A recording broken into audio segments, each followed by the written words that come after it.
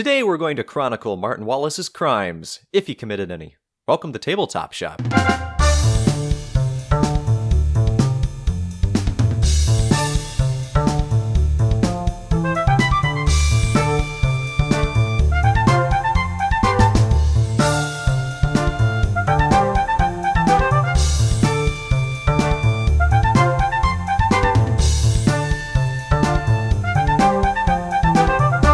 Hello, and welcome back to the Tabletop Shop. I am one of your co-hosts, Mr. Nate Clark, and seated, as always, halfway across the world from me, is your other co-host, Mr. Cody Pennington. What's up? Although, here's the deal. You said, as always, I trust you're not always going to be halfway around the world. Nor have you always been halfway across the world from me. Indeed. So that sentence really was just inherently wrong. But you know what? We don't have the time to go back and redo it, so you'll just have to take the little errors with the big joys in this podcast. That's a good point. Well, was okay, well, multiple little errors, but you know what? We'll work through it, Cody. Yeah. By the way, the intro was great. I just want to say for anybody listening, like the intros, I usually don't know them going into it, and Cody will just say them right before we start recording, and I was almost busting up laughing listening to that one. So. That's good. I was a little disappointed when I didn't hear anything from you, and I thought maybe it was just dumb. But no, you're holding it together for the show. Yeah, I was suppressing the laughter. I do have a question for you though, Cody. Okay, what you got? As is our new tradition. A very important question, actually. You need to decide which of these games has the better, unique, huge deck. You know, lots of games. I'll use a game that's not in this comparison as an example. Ark Nova. You know, it's a huge stack of cards. Every card's different. Sure. So, you know, it introduces variety in that way. So I'm pitting Wingspan up against Underwater Cities. Which of those two utilizes the big, huge, unique deck better? I'm just going to have to go Wingspan. I don't think I have to think too much about that. Because... okay. Well, because Underwater Cities has... They even like reuse the same artwork on some cards for cards that have similar functions, similar abilities, but then they just differentiate them a little bit. Whereas Wingspan truly is like every card is unique. Okay. So I'll say that. Speaking about art and aesthetics, Wingspan wins, but what about like functional? Functionality. That's a tough comparison to make. I think I would have to go with... It is tough. If it was Underwater Cities versus Ark Nova, I think I would definitely take Underwater Cities, because what I like about Underwater Cities is I like how it works with the board so well, and you can always use the cards you get. You can always use them. And if they happen to align with an action you want to take, that's even better. Or they can help you decide what action on the board you want to take. I think it works really well as opposed to a game like, I don't know, Terraforming Mars, where you can just draw really terrible cards, you know? Yeah. Wingspan is similar in a way. It's like, okay, here's the cards I have, here's the ones I drew. And you can, again, formulate your strategy around it instead of just saying, oh, I drew terrible cards, I'm screwed, you know? And I like also that Wingspan has a kind of a market, I guess, if you will, out. Like there's a few face up that you can pick from, which Underwater Cities doesn't do. So that's kind of cool. Yeah, I think you make some good points there. I mean, not to show my hand too much, but I Underwater Cities is farther up on my list than Wingspan. I enjoy it more. Yeah.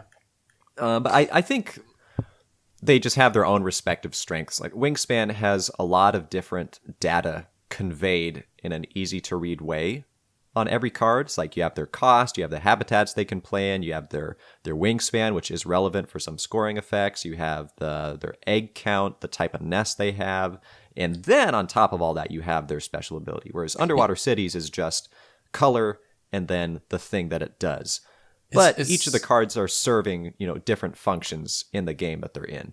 It's weird because, in a way, like there's a lot more information on the Wingspan cards. There's a lot more that you need to look at and take into consideration. But actually, the Underwater Cities cards feel busier. Like, the Wingspan cards are still cleaner, easier to digest the information, I feel like, than... And Underwater Cities isn't bad. But it's just, like, the art is a little overwhelming and there's so many bright colors on all the cards and everything. Whereas Wingspan is calming. It's a white background. There's a bird and then there's a bunch of information on the fringes. It's a cleaner look. It's a bit more minimalist, whereas Underwater Cities is a little more engaging, perhaps. All right. Well, speaking of engaging, Cody, why don't you, if there's anything to talk about, any new games you've played this week? Yeah, so not technically a new game, but I've played a new expansion. I've finally gotten to play with the Ares Expedition expansions, or at least two of the three. The one I have not played or acquired is Crisis, which is the one that sort of turns it into a large cooperative module, which I just wasn't as interested in. Yeah. I don't play Terraforming Mars or Ares Expedition to have a cooperative experience. I want to do my own thing, That's like what the game is, basically. Yeah. So I got Foundations and Discovery, and I was a little underwhelmed. Like $20-ish, maybe $18, depending on where you get the expansions from. I didn't really feel like they contributed that much to the gameplay experience. Well, we talked about it a little bit, maybe off.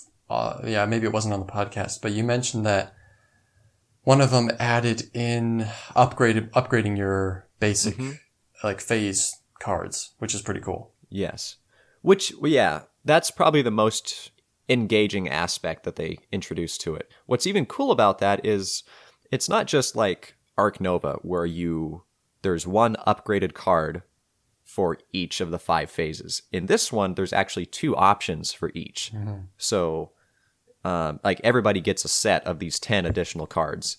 And let's say you get the chance to upgrade your phase 1 card. You can choose a phase 1 card that has this sort of bonus or a different sort of bonus. And you can actually, if you can get a good upgrading system going throughout the game, you can swap out one of your already upgraded cards for like a different one of the same phase. So if you need to kind of change tactics throughout.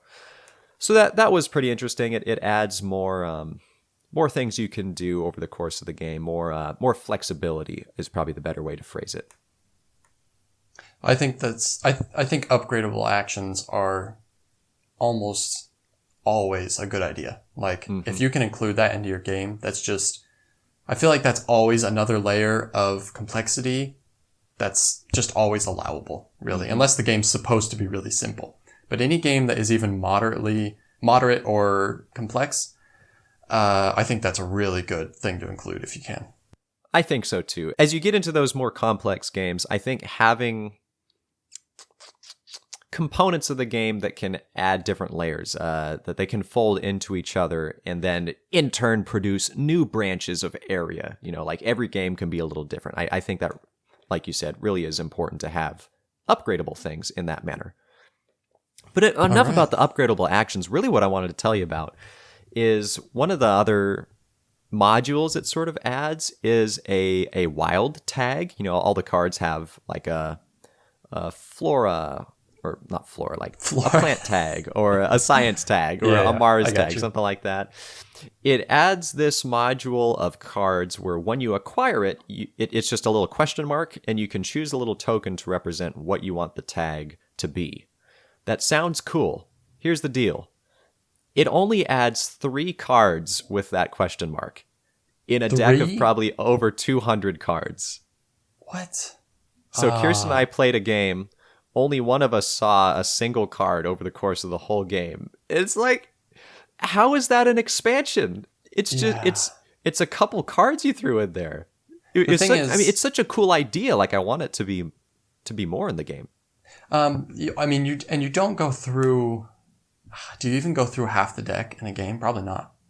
It depends how many people you're playing with. If you have a larger game, then you're definitely burning through more cards. Jeez, but man, you'd think they put at least like 9 or 10 in there. I know. Why would you do 3? Anyway, that really frustrated me because it's like, what was the point of even like buying this? That expansion came with other stuff, so it wasn't just that, but that's probably the biggest disappointment. Yeah. All right. That's me. How about you? Played anything new? Yeah, I got a couple new ones in. The first is I thought it was an older game than it is. I thought this was like, a mid-aughts game, like 06, 07. It's a Knizia I guess modern. I would say classic, but I guess more of a modern classic. That's the Quest for El Dorado. Oh, yeah. Yeah, the thing is, so there's a new, like a almost brand new-ish version of this that came out with like Vincent Dutrait artwork looks way better. This one kind of looks like it's from 2007 to 2008. Yeah. It's a little I can rough. picture what you're talking about.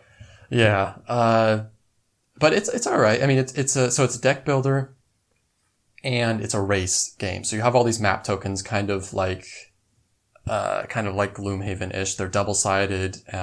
There's some preset ones that come in the rulebook, obviously, and then there's, obviously, you could do mix and match, do whatever you want. But essentially, there's 3 different terrain types, and so you have cards in your hand that are those 3 terrain types. So you can use them to move your people, through the board, strategically. But you also it's a deck builder, so you can buy cards that let you move faster through different terrain types, but then there's a bunch of different like special cards that let you do, things that let you like draw more cards on your turn, or let you trash cards, or let you move through a free space, or, they do stuff like that. So yeah, I mean, that's basically the gist of it. And what I like about it actually is that, so obviously I've only played it 2-player. And in a 2-player game, you each have 2 people. Whereas in a 3 or 4-player game, you would each only control 1 person. And what I didn't think about beforehand was that being able to control 2 people totally opens up new strategic doors, because you don't always have to move the same character. And so it actually mitigates the luck in a way, because you always have 2 people. So like if one guy's stuck in a water area and you have to get a water card and you don't draw any water cards in your next hand, it's like you can't really use a lot of what you have, But with 2 characters, it's like you kind of can always use whatever you have. And so I liked that a lot about it. So it's superior at a 2-player game then? I think, I haven't played it with 3 or 4, but I feel like I would be disappointed playing it. I would feel more kind of boxed into whatever I drew, kind of stuck with what I drew.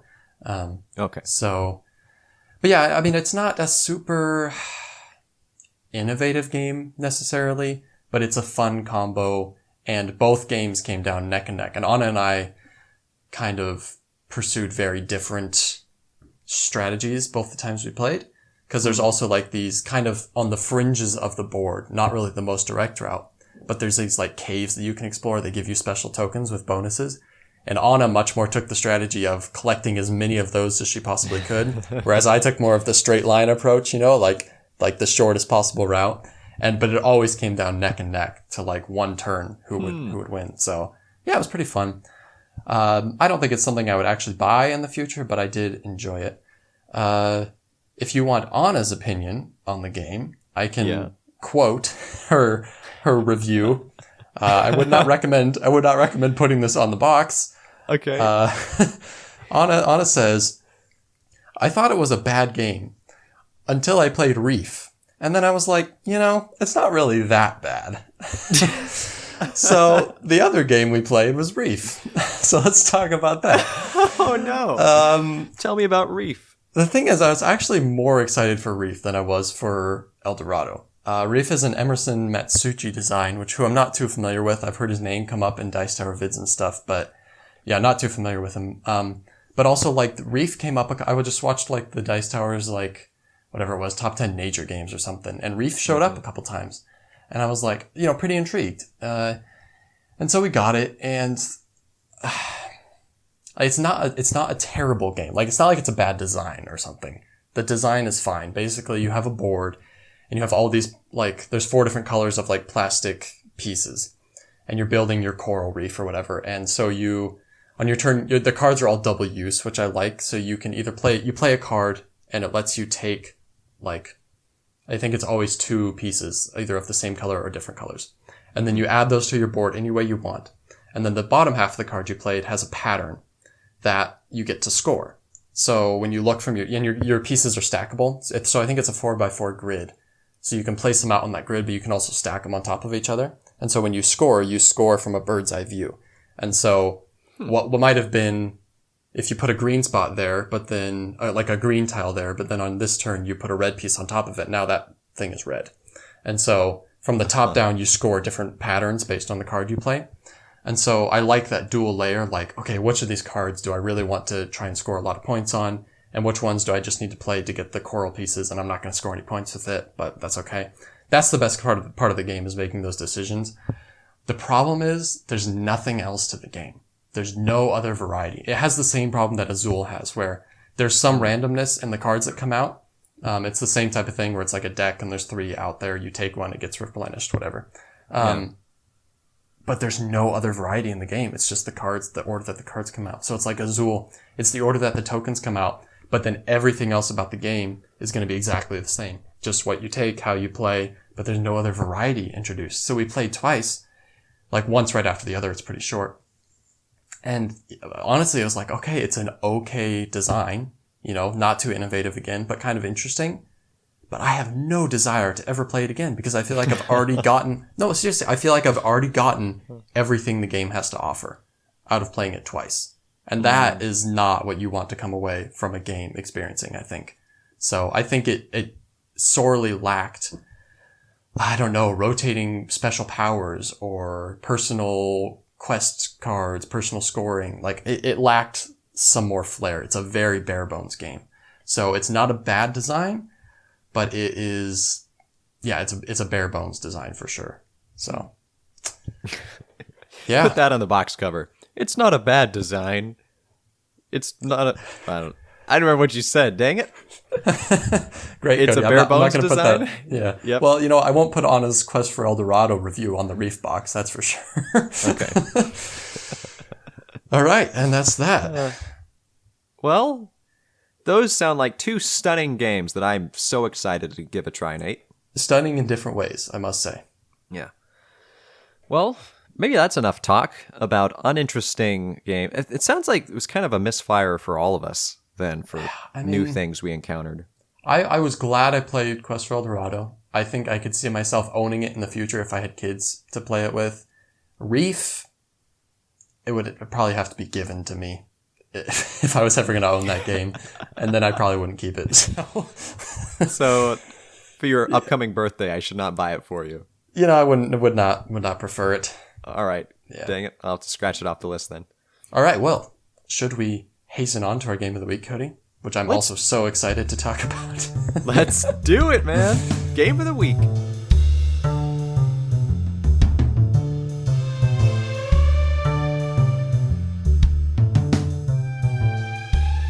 Okay, so our game of the week has been mentioned a little bit. I think it was mentioned on the podcast back when I played it. No, I think I hadn't even, since we started this podcast, I don't think I've played our game of the week. I think I played it. All of my plays of it were before. We've talked about it a little bit, I think, haven't we? I am pretty sure we have. I can remember you describing it in a previous episode, I think. Okay. Loyal fans of the show, correct me if I'm wrong. Loyal fans of the show. All right. Yeah. Okay, so our game of the week is Chronicles of Crime.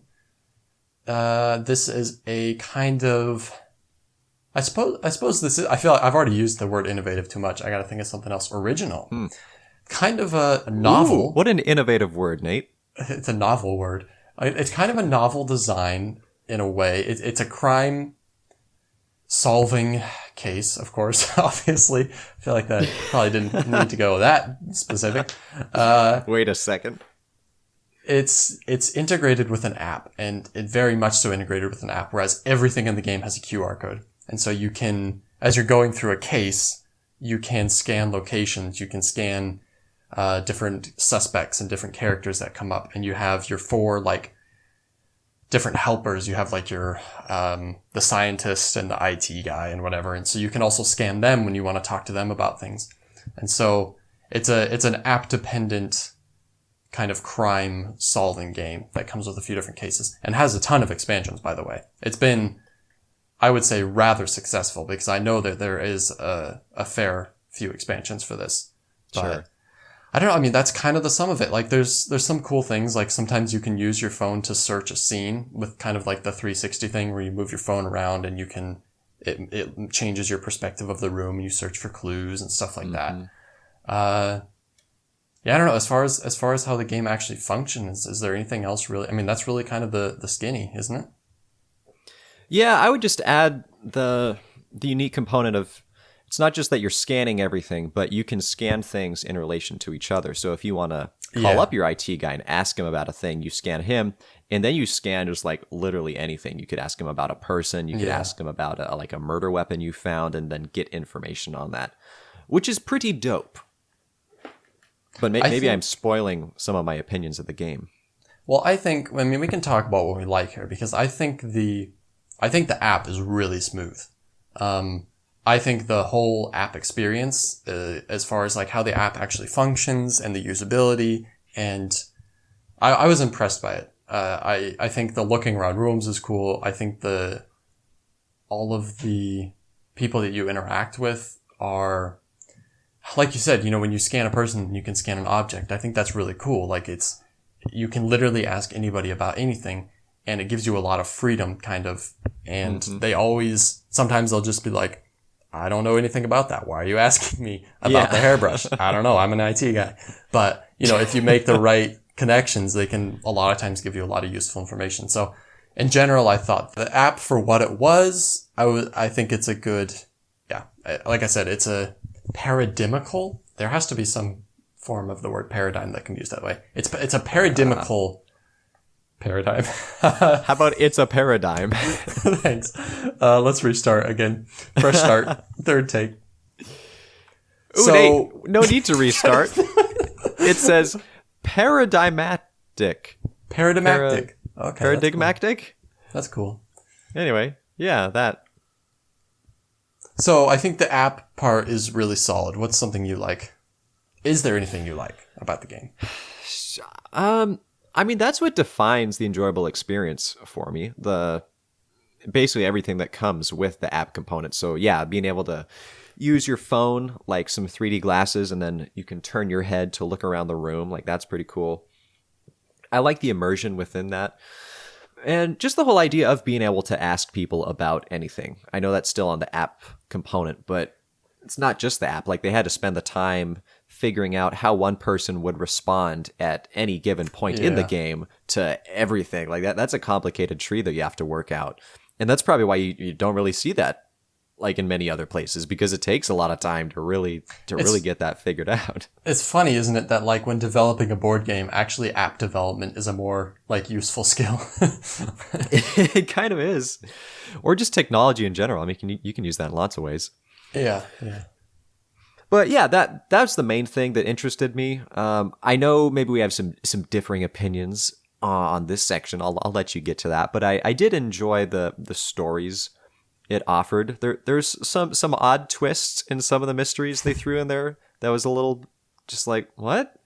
But beyond that, I like that there was a sort of a campaign of multiple mysteries that you could solve and sort of like slowly uncover the, like, what's going on overall, like what's going in the background. And then, since it is an expansion based game, there's always, maybe not always, but consistently, what am I saying? Maybe not always, but consistently. Well, here's the thing about crime games is they're like the easiest games in the world to make expansions for. Yeah. I mean, from There's a certain always perspective, crime. like, you have to, like, put in a lot of effort to come up with new cases, but it's an obvious, like, the expansions are obvious. It's like, all right, more cases, and we can keep feeding people more cases as long as they want them. It's not like a board game where it's like, all right, maybe we can put a couple expansions into this, but then we're really, like, we're getting too much. We're involving too much in the game. It's like, no, more cases, more cases. Because at that point, it's just storytelling. You just write a new story, integrate it in with the app experience, and you're good to go. Yeah. The other thing I enjoy about it is there's not really a max player count. I mean, maybe practically it's going to be harder to have 10 people around the same table all trying to look at everything. But at the same time, you can play this by yourself. You just do a one-player game. Or you can go up to, I don't know what would be a reasonable number. Maybe up to 6 if you guys are all able to kind of work with each other, if your table's big enough. I feel like 6 is a bit much. I think I wouldn't play with more than 4. And honestly, I think 2 is probably where it's best at. Because also, if you think about, like, searching a room, it's like, oh yeah, okay, one person can search it and then pull the clues out, but really, like, everybody kind of wants to, It's like, well, what do you do? Like, everybody takes their turn looking at the room, all 6 people. Like, that really slows the game down. And it's not really fun for the other 5 people while one person's looking at the room. So, yeah, I wouldn't play above 4, I think. Sure. But you could at least have maybe spectators or people just to suggest ideas. It's even though there's only like 4 characters sort of that you play with in the game that you kind of divide between people, it's not really exclusionary to like where other people can at least engage to some extent. But besides all that, I like that it's easy to break out with new people or people even haven't really played many traditional board games. Like it doesn't really matter. It's just mystery solving. So as long as someone knows how to run the app experience, at that point it's just you're engaging inside a story, you know? Yeah, no, I mean, it's a very, like, there's not a lot of complex mechanisms or like anything like that. It's just like, it's straightforward crime solving, and you just like literally like press start on the app, and like it's very app dependent, and so you don't have to be really well versed in the game. And it also actually, in general, I think crime games do a good job as far as cooperative games go. It's hard to have a what do you call it when somebody's dominating? A dominant alpha gamer. Yeah, it's hard to have an alpha gamer in a crime game because everyone's kind of on equal footing. You know, it's not like, again, like Pandemic, where it's like once you figure out how to do well in Pandemic, you can just coordinate everyone's movements and do it every single time you play. It's like, well, no, it's a crime. You're figuring it out. So, you know, intrinsically within the crime game is that you can't really have an alpha gamer unless they've already played before, in which case that's just sad. Sure. Yeah. But plus you can just pass the phone around.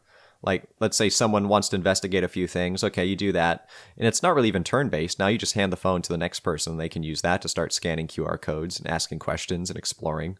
Yeah. And whenever they're done, it just goes on to the next person.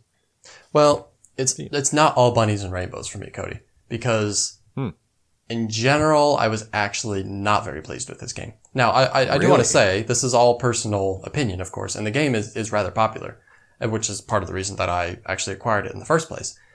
So if you like crime games and if you're interested in the app integration, it's pretty cheap to pick up.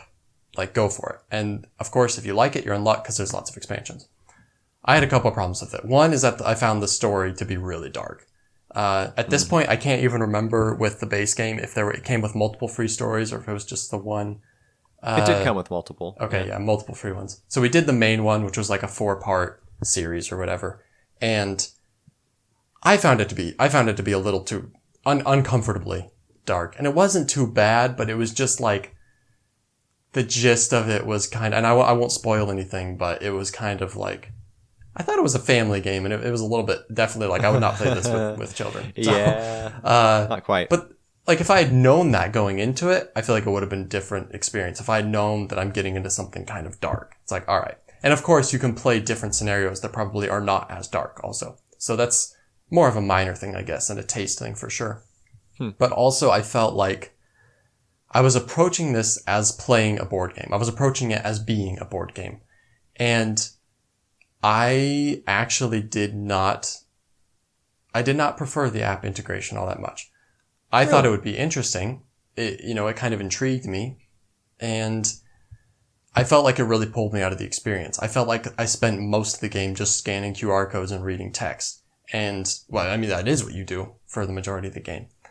And for me, it just pulled me out. It was like, I just couldn't, it just didn't grip me. It was like, I'm just always like, moving the card back and forth a little bit. All right, there, I got the QR code. What does he say? Oh, nothing. Okay, fine. Well, let's scan that card. It's just like, I felt like the whole game was just like, all right, well, what card should we scan next? And I don't know. It just didn't grip me. It just took me out. So I think app integration can be good. I think just the way that this one does it is too dependent that I don't feel like I don't know. I feel like I'm just playing on my phone, and it's like, no, I want to sit down and play a game, And yeah, gotcha. So that's just another personal preference thing. I think I just don't really enjoy the app integration too much, and other people might love it, and you know what? Good for them. So we played Journeys in Middle-earth together, right? Like at least one mission? Yeah, we did. Well, what did you think of that app integration? So that was a lot. Well, okay, so that actually would probably be very much like Imperial Assault, because It's actually more or less, they're similar systems. And if you play Imperial Assault cooperatively, then it's the same thing where like the app automates the Empire's movement. And yeah, exactly. that game's a little different. I don't mind it, but it was a lot of upkeep. Like you're always clicking on things and you're always, I don't know. So I don't really like automated enemies so much. Even in Gloomhaven, it's kind of rough, but I think it's not as bad in Journeys in Middle Earth or Imperial Assault, because there's still there's a large tangible component to the game. So you still have a deck of cards, you're still playing things, you're still rolling dice, you're still moving characters on the board, you know. Chronicles of Crime is like, you always have your phone in your hand scanning things, you know. Sure. So it's a very different experience. Okay. Yeah, I respect that. And I agree. They are pretty different. I'm not personally bothered as much by that for Chronicles of Crime. Like to me, it's still a group activity, which is fun, but yeah, a little bit separate from maybe a traditional board game experience. I think maybe one of the main negatives for me, have you played the app Doodle God? No, Cody. I feel like I have no shame in admitting that I have not played the game Doodle God. It's it is surprisingly fun to an extent. People who have played it know what I'm talking about. That Nate, for how it functions is you start off with, I don't remember what you start with. It's like two elements. You have or just one basic element, I don't know. And you can like tap two different elements, and if they combine or work together, they will produce like a new element. And you're slowly producing more elements, and you're creating all these different combinations of the more elements you produce. Now you can try different combos of adding like this element with one of the new elements I just made and see if that produces a different element. It's more interesting than that because what you're producing is you're starting with like fire and stone, but then maybe you can produce like smoke as a concept, and then like warmth, and then like soil, and then maybe eventually you get like plants. And so it's like you're trying to like create the world in a way. Sounds like Ark Survival, Cody. Ark Survival is much superior. Let me just say that. All right, good. The negative where it comes in is I found after a while, if you get stuck in Chronicles of Crime, it starts feeling like Doodle God, where it's not so much mystery solving as it is like, oh man, I don't know where to go from here. I feel like we've talked to everybody. Okay, we're going to start scanning each suspect and then try scanning them in connection with every other item there is. And you just go down the list like 1 + 3, 2 + 3, 3 + 3, 3 + 4, 3 + 5, like Cody, over and over again. It's just like this grid. You know what the worst part about that is? Like, I agree. Like, I understand that sentiment, and it's annoying. The worst part is that the game is timed in a way. So a lot of times, every scan that you take is counted against you time-wise. Exactly. Yeah. That's the stress of it, is if you get to a certain point where it's like, I don't know what to do. I don't want to waste time, but I kind of just have to start figuring out what have I not asked yet that I didn't realize I didn't ask. Yeah. And I wish there was some sort of help system or clue system that could maybe assist you if you kind of start getting stuck that way. And Nate, I'm not a particularly intelligent mystery solver, so I admit that when I have played these games, most of the time we lost. We did also. So. Oh, we did? Okay. Yeah. But, I want to feel better about myself. I want to solve the mystery. I want to get the bad guy. And yet, you like Sherlock Holmes Consulting Detective, which I find even more difficult. I do like that game. That is a fun game. That's a story for a different story. You know what I'm saying? Well, do you have any other stories about this story? That's my whole story about this story. You got any stories?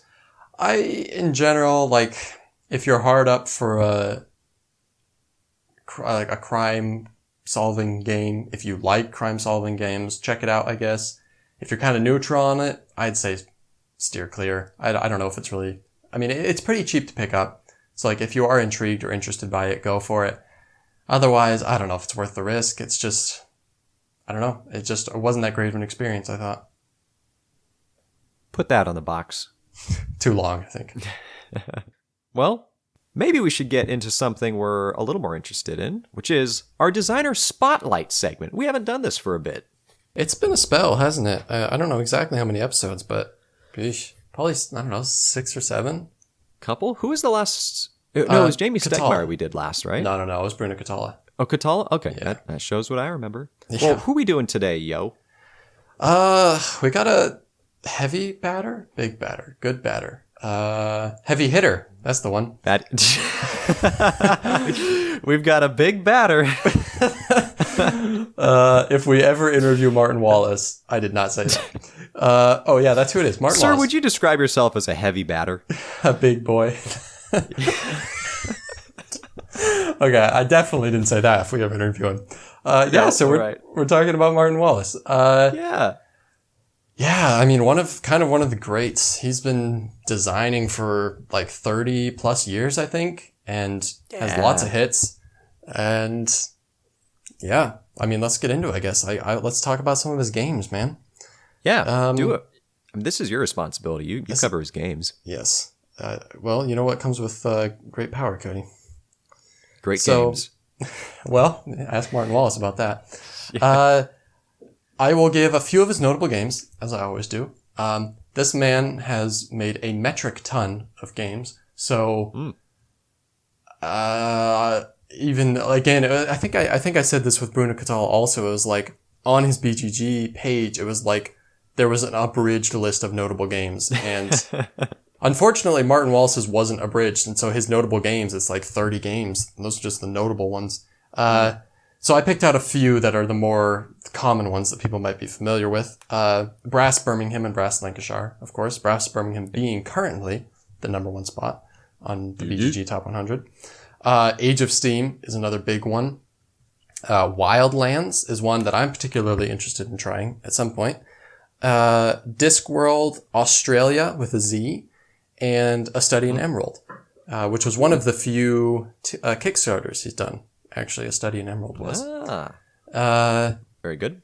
Yeah, so he's made a ton of games, and he has a certain style. In general, he makes a relatively I think he trends towards the more complex end of the scale. He tends to make fairly larger, more complex games with a lot of different kind of moving pieces in them, and that. Of the few games I've played of him, that's definitely been true. Anno 1800 being a great example, I think. Yeah. We both have our stories with that game. But he also has some certain themes that he tends to trend towards also. A lot of his games are kind of industrial era, or kind of like train, steam themed games. But he also does a lot of Civ themed stuff. And even those two themes kind of go hand in hand and can kind of be integrated. So he has a lot of those kinds of games also. His first game he ever designed was back in 1993. I won't get too much into his like kind of where he worked, stuff like that, because I'm sure you'll touch on some of that. But he was already working for a board game company at that point, Games Workshop, and designed his own game, Lords of Creation. I went and looked at it on BGG, and yeah, it looks like a game from 1993. What do you expect?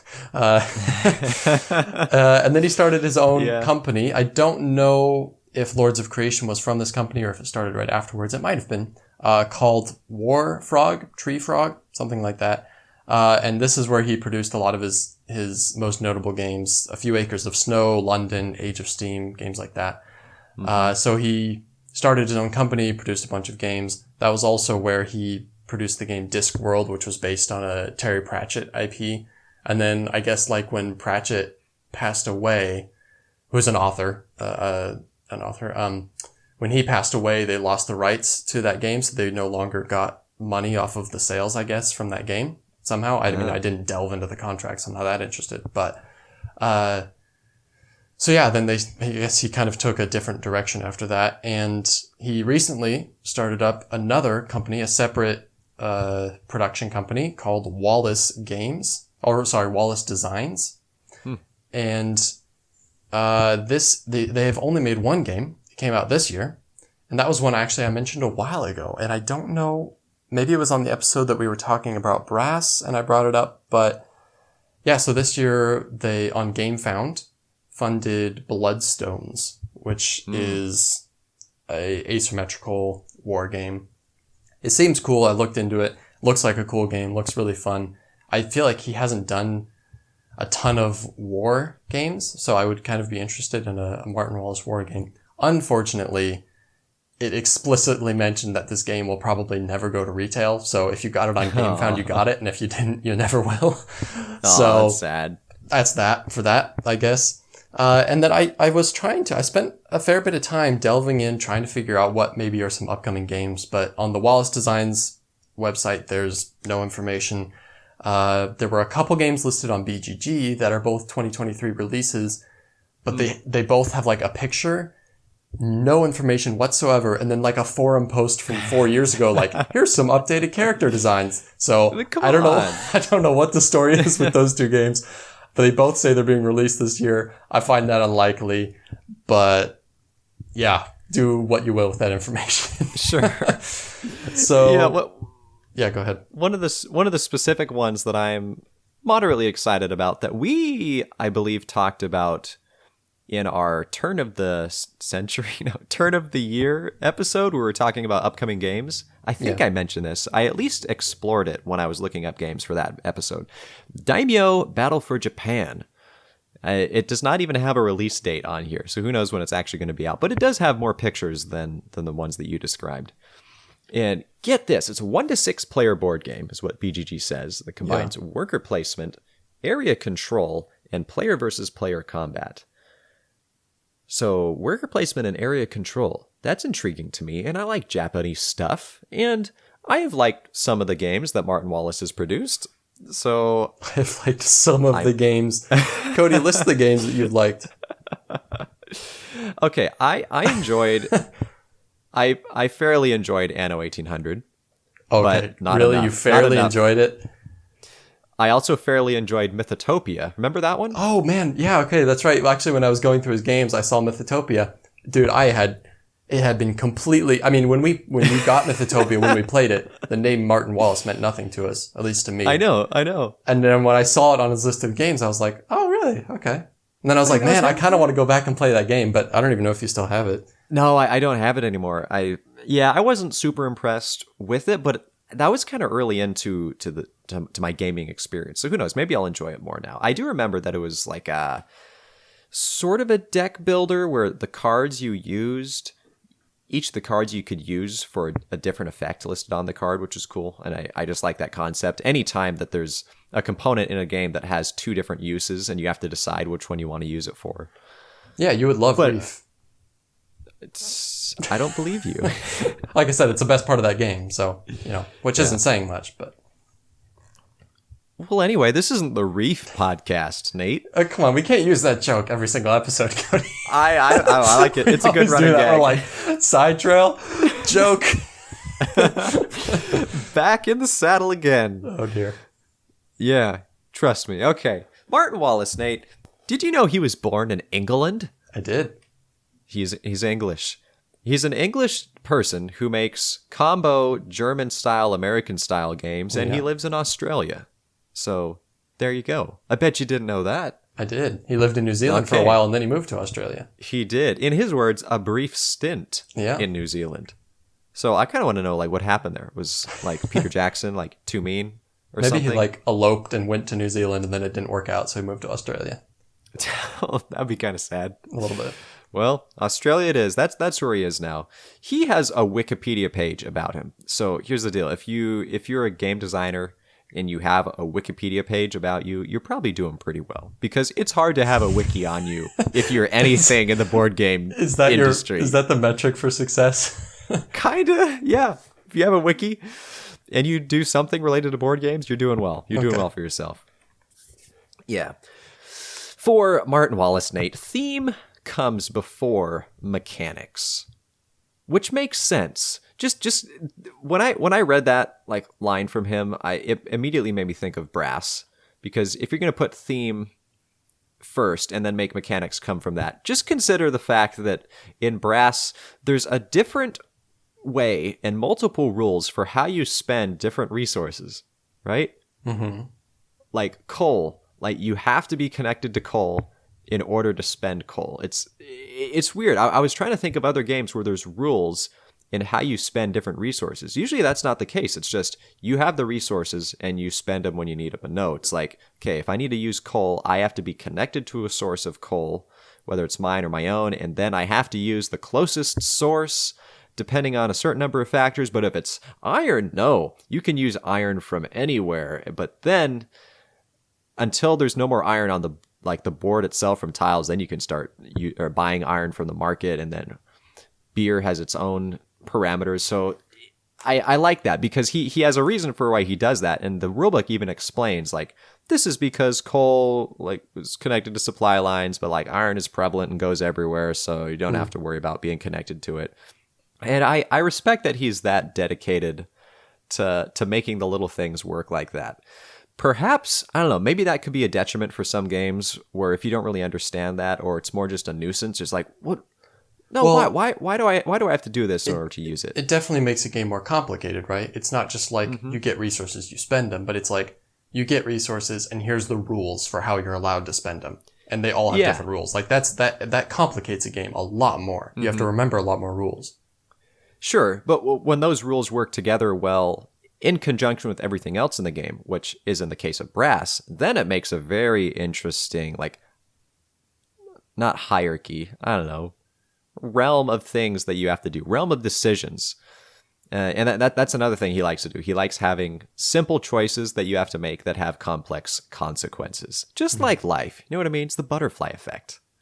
And I think any good complicated game incorporates that component. Where somebody needs to make a game called the butterfly effect. You know what I have to do every time you say something like that? I have to go to Board Game Geek, like I am right now, and see if something exists. Oh, Nate, would you like Butterfly Effect 2016 or Butterfly Effect 2020 or Evolution New World Butterfly Effect 2023? Well, you know how I feel about the Evolution games, so. So I should or shouldn't click on it? No, man. Like, I played Evolution. It's terrible. I guess the 2016 one? All right, 2016. 0 ratings, 0 comments.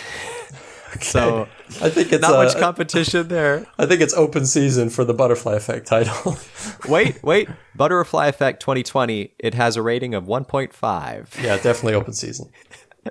Only 1 rating given to it, though. I bet that's definitely not the designer.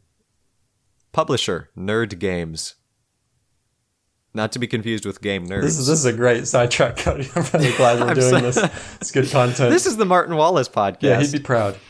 Yeah, I know. Anyway, that's Martin Wallace. You actually touched on a lot of things I was going to talk about. For in games, he likes having historical and economic concepts. It's kind of he likes having stories and pre-established frameworks to operate within. So, if it's something based in history, the thing already happened. You don't have to create the world now at that point. You just make stuff that makes sense within that context, which is kind of a genius move. Unless, however, you're a gamer that likes things that don't already exist, then the games aren't going to be particularly interesting to you. Well, I mean, he designed the game Wildlands, which has a pretty magical, fantastical theme, so. Sure, but I think, like, the vast majority of his games are, like, not fantastical in any sense. But, hey, we're not going to restrict him to that. He can do what he wants. What I've learned from playing Martin Wallace designs, which I've only played a few, but I think as far as like the kind of games I like, I would not just go out on a limb and buy one of his games, but I would want to play it first. Mm-hmm. Like, had a bad experience with Anno 1800, had a very forgettable experience with Mythotopia. I like Brass, but it's like, it's still a risk because it's such an acquired taste, I feel like. And there's a lot of people who probably don't like Brass and would never touch it. And so I feel like in general, I would want to try his games before I buy them, Probably not a bad approach. Since he has a very specific realm he operates within, I think you probably need to make sure you're going to enjoy the game. Yeah, before dropping some dough on it. Here's dough on it. Who are you, Cody? I'm a pizza chef, bro. All right.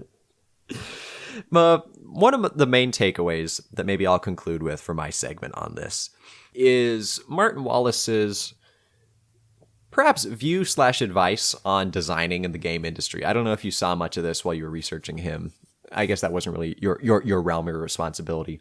It was a little bit discouraging if you have any aspirations for wanting to design games in life. Okay. But he breaks down some numbers. Hey, dude, I still want to make games. I'm not going to let this get me down. It's probably not going to be my primary career, You know how it is. I know how it is. He says that Yeah, if you produce a game that only has a single printing, you might make about $5,000 total from that game.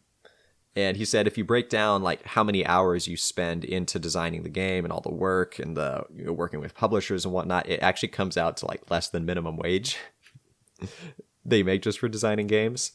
And even within that 5,000, usually maybe you'll get in advance if it's a good publishing company of, he said, about like $3,000. And then a few years later, then you'll start getting royalties for copies that are sold, and any further royalties if the game gets reprinted. So it's like, wow, it's if even if you make a good game, but if you're working with a publisher like that, you'll get a little bit up front, and then that's maybe about it. But the thing is, it's a case of doing what you love, right? Like, sure, for anybody who's interested in designing a board game, probably it's because they like playing games. Like, I don't think there's very many people out there that have a hankering for designing board games that don't like board games. Like, I don't think there's a very large group of people that fit into that. So if you are doing it, which you've dabbled quite a bit, I've dabbled a little bit and looking forward to doing more in the future, it's, you're doing it because you feel a pulling towards it, because you feel a desire to do it. And so you enjoy the process for the most part, maybe until you get into more of the crunching numbers, financial aspect, Sure. Trying to like get bang for your buck as far as what components to put in. That part isn't so much fun probably, but the actual designing aspect and maybe even the playtesting aspect is kind of, there's probably a lot of enjoyment in that, I would say, for somebody who's designing games. And so it's not necessarily about making the big bucks for everybody. Oh, I agree. I think it's definitely a passion thing, but in the world as it is, it's probably not going to be something that can likely fund the entirety of your life purely just off of that. Right. Unless you get like a good evergreen or a couple evergreens. I mean, unless you're Jamie Stegmaier and almost every game you produce like makes the top 100.